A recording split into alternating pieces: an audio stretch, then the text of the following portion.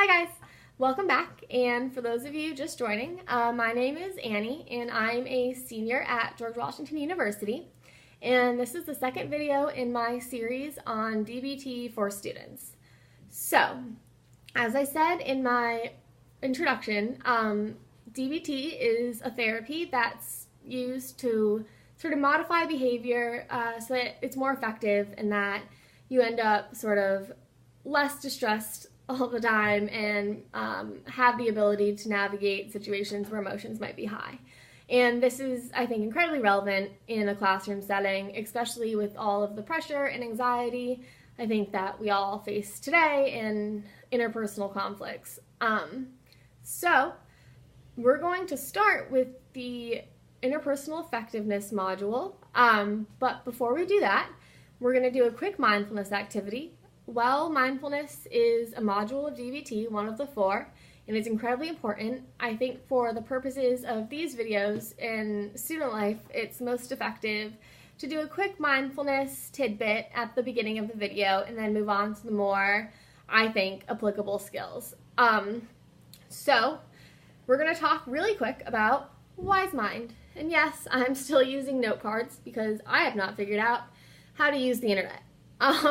So, in DBT, there's what's considered desirable sort of mental space to be in for making decisions, and that's wise mind.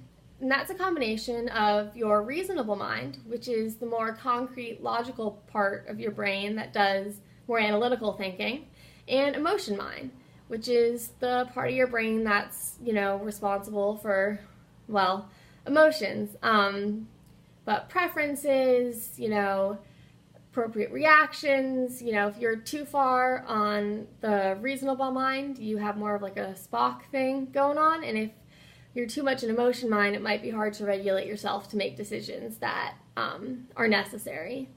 So wise mind is a combination of the two. And to quickly illustrate kind of how that all plays out, I'm going to use the example of grocery shopping, which I need to do as a student. So, moving on.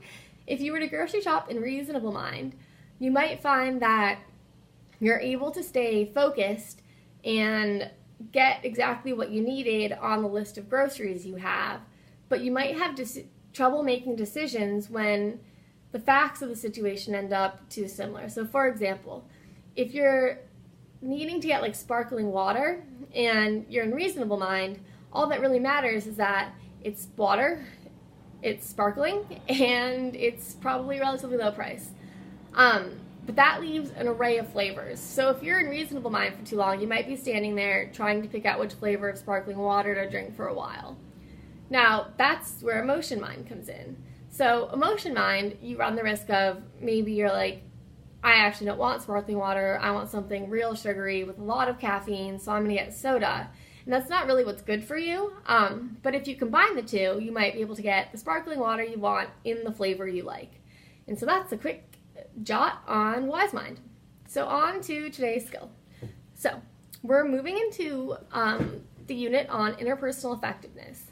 And this is essentially, how to get along with people, how to make friends, how to get what you want, and sort of daily interactions. And there are 3 main goals in interpersonal effectiveness, and these are the things you kind of have to suss out in each situation which you're aiming for so you can pick the appropriate skill.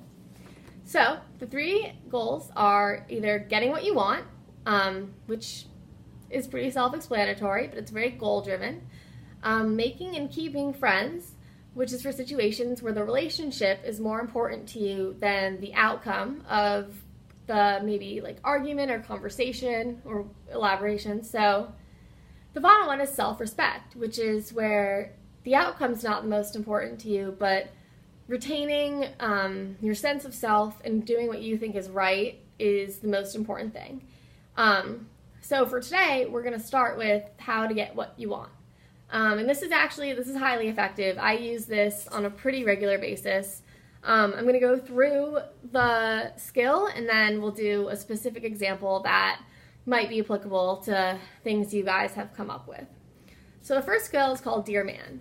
Now, you'll find in DBT, they're a big fan of the acronyms. Pretty much everything has an acronym Most of them make sense. The ones that don't will drive you insane.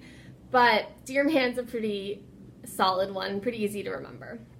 So, when is this necessary? Well, DEARMAN is part of the getting what you want skill.